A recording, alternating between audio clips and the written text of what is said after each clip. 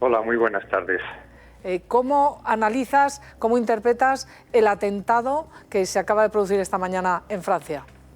Bueno, creo que lo ocurrido en Francia hay que interpretarlo en el marco cercano de la extraordinaria movilización yihadista relacionada con el conflicto en Siria e Irak, que dentro de Europa ha afectado muy especialmente a Francia, pero sin perder de vista que la amenaza terrorista no había desaparecido con anterioridad al inicio del conflicto en Siria e Irak, y que no es la primera vez, por ejemplo, que individuos o grupos yihadistas vuelven sobre un blanco que ya habían intentado afectar con anterioridad o que incluso habían atacado de manera efectiva anteriormente. Pero creo que este es el marco en el que debemos enmarcar lo sucedido en Francia, teniendo en cuenta que no es tampoco la única expresión posible de la amenaza terrorista que en estos momentos recae sobre Europa, pero sí subrayar que ningún otro país europeo como Francia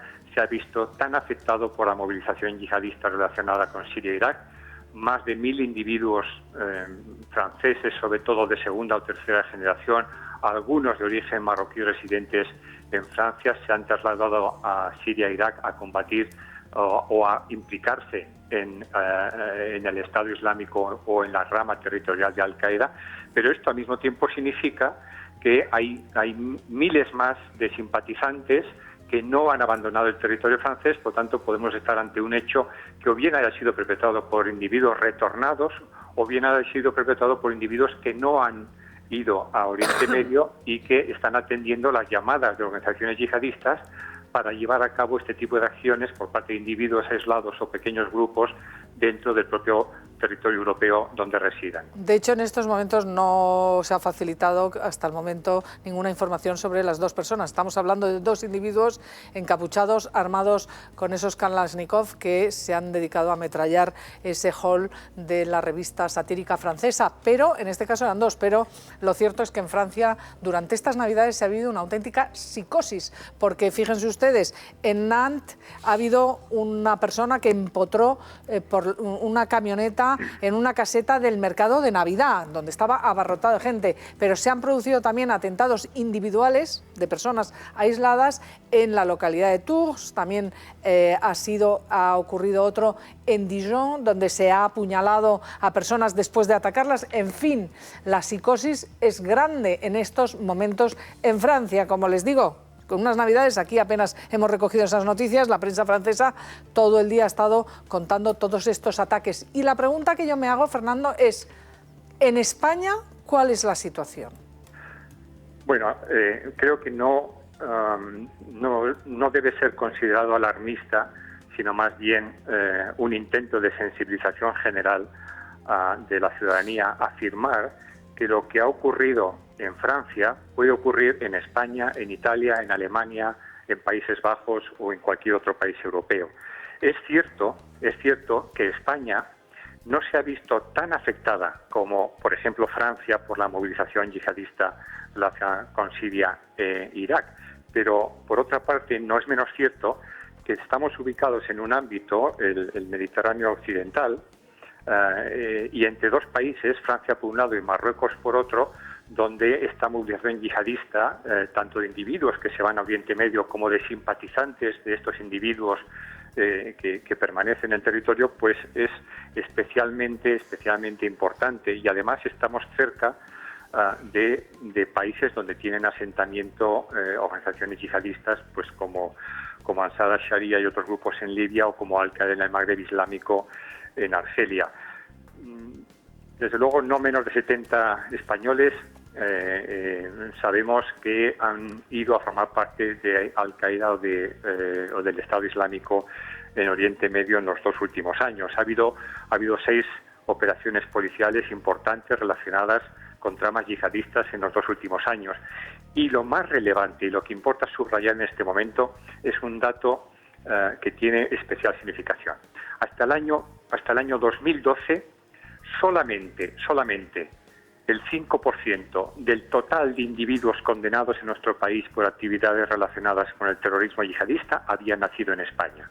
Sin embargo, en estos momentos, el 70% de todos los detenidos a partir de 2013 han nacido en España, principalmente, aunque no solo, en las ciudades de Ceuta y Melilla.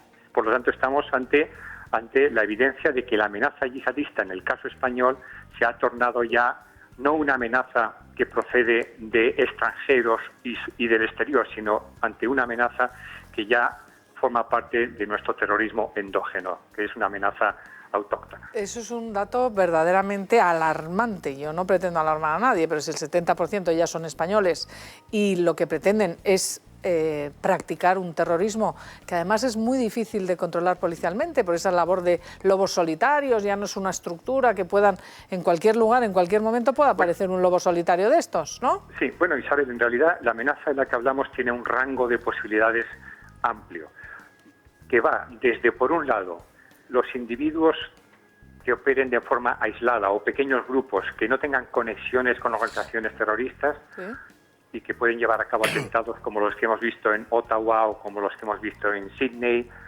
hasta individuos o grupos que estén tratando de ejecutar atentados muy letales, altamente espectaculares, que idean, que planifican y que preparan no personas aisladas, sino organizaciones o líderes de organizaciones, como en este caso el Estado Islámico, Al-Qaeda o cualquiera de sus entidades afiliadas, puesto que en estas circunstancias, en este momento, jamás el yihadismo global ha estado tan extendido y ha movilizado a tal número de personas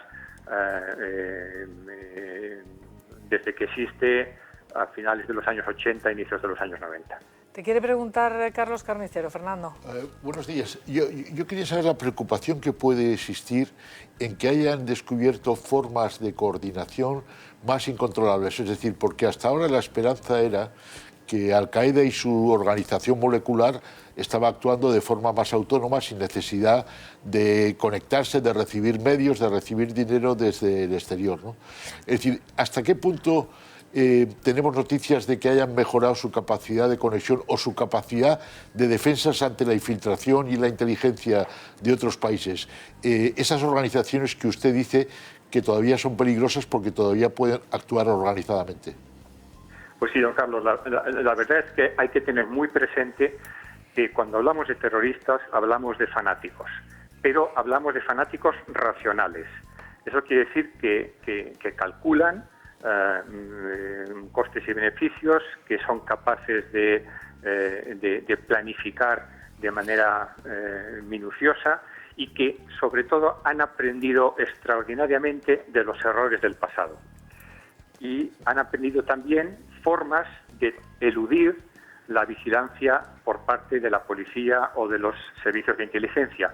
Esto, claro, obliga a la policía, a los servicios de inteligencia, a estar en una permanente labor de actualización derivada de las transformaciones en el terrorismo global y bueno, no hay más que ver las publicaciones que está divulgando recientemente el Estado Islámico o la propia filial de Al-Qaeda en Oriente Medio para darse cuenta de que el tipo de instrucciones que transmiten a sus simpatizantes pues implica que han hecho un análisis minucioso de errores del pasado y que les invita a operar de un modo que les haga parecer invisibles a ojos de los servicios secretos y de la policía. Y hay que subrayar con todo que